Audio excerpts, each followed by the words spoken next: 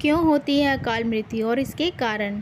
अकाल मृत्यु हो जाए तो आत्मा का क्या होता है। गरुड़ पुराण में अकाल मृत्यु जैसे दुर्घटना, बीमारी, आत्महत्या आदि के बारे में विस्तार से बताया गया है। इसके अनुसार यदि किसी की असमय मृत्यु होती है तो उसकी आत्मा का सामान्य मृत्यु के बाद वाली प्रक्रिया से अलग अनुभव होता है। गरुड़ पुराण के अनुसार असमय मृत्यु वाली आत्माओं को भटकना पड़ता है। वे अपने असमय मृत्यु के कारण परेशान रहती हैं और उन्हें मोक्ष की प्राप्ति में कठिनाई होती है। ऐसी आत्माओं को शांति और मुक्ति के लिए विशेष धार्मिक अनुष्ठान और क्रियाएं करनी पड़ती हैं।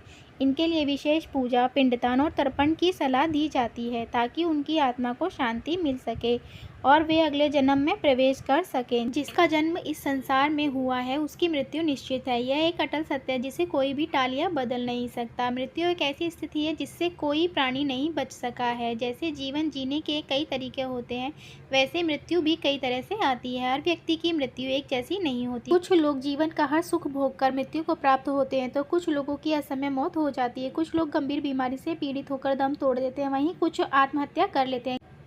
गरुड़ पुराण हिंदू धर्म का एक महत्वपूर्ण ग्रंथ है। इसमें भगवान विष्णु ने जन्म और मृत्यु के साथ ही मृत्यु के बाद की स्थितियों के बारे में बताया है। गरुड़ पुराण में श्री हरि ने मृत्यु से जुड़े कई गूढ़ रहस्यों को उजागर किया है। लेकिन क्या आप जानते हैं कि अकाल मृत्यु या असमय मृत्यु कैसे होती है और ऐसी मृत्यु को प्राप्त करने वाली आत्माओं के साथ क्या होता है। आइए इसके बारे में विस्तार से जानते हैं। अकाल मृत्यु क्या होती है। गरुड़ पुराण के अनुसार जो लोग भूख से पीड़ित होकर, हत्या किए जाने पर, फांसी लगाकर, जहर खाकर, आग से जलकर, जल में डूबकर, सांप के काटने से, दुर्घटना में, गंभीर बीमारी के कारण और आत्महत्या आदि के जरिए मृत्यु को प्राप्त होते हैं उन्हें अकाल मृत्यु की श्रेणी में रखा जाता है। इन सभी में आत्महत्या को महापाप कहा जाता है क्योंकि भगवान ने मनुष्य को जन्म दिया है। यदि मनुष्य आत्महत्या करता है तो इसे भगवान द्वारा दिए गए जन्म का अपमान माना जाता है। क्यों होती है अकाल मृत्यु और इसके कारण। गरुड़ पुराण में बताया गया है कि व्यक्ति का जन्म और मृत्यु उसके कर्मों के आधार पर निर्धारित होते हैं। जो लोग पाप करते हैं, दुराचार में लिप्त रहते हैं, स्त्रियों का शोषण करते हैं, झूठ बोलते हैं, भ्रष्टाचार और कुकर्म आदि करते हैं, वे इन्हीं कारणों से अकाल मृत्यु को प्राप्त होते हैं।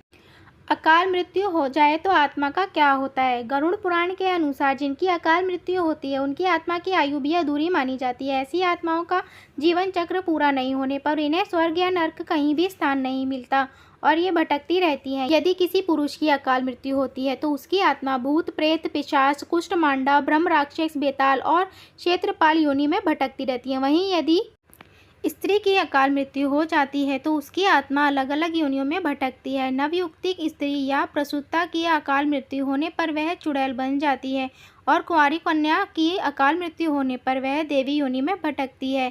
ऐसा गरुड़ पुराण में बताया गया है।